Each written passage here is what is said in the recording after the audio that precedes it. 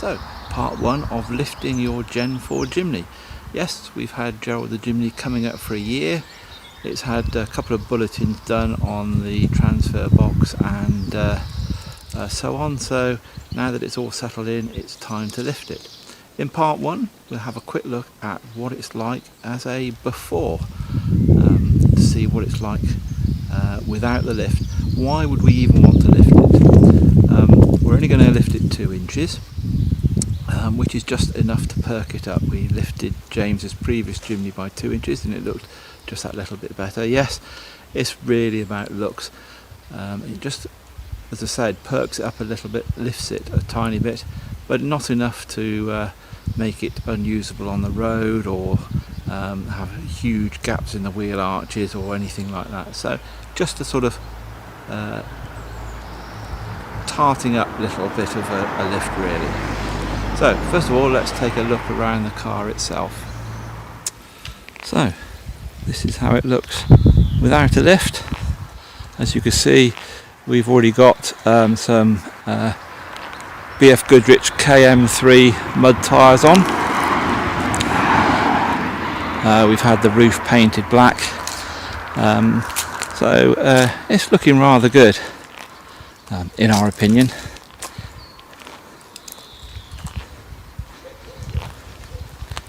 But I think it's ready for the next stage. As you can see, there's actually a fairly good amount of clearance with these tyres anyway, and we haven't experienced any rubbing,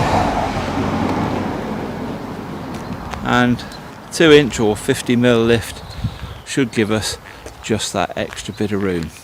So let's take some base measurements. So starting with the door handle, we have 98mm from the ground there.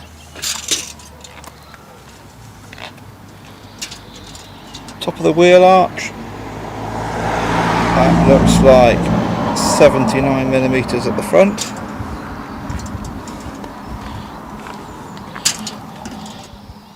Top of the wheel arch at the back looks about 82mm. So 79mm at the front, 82 at the back. That's the starting point. So there's the basic measurements. The lift kit has been ordered. It's a Trailmaster 50mm lift kit ordered from my own website, and it should be with us in the next couple of days.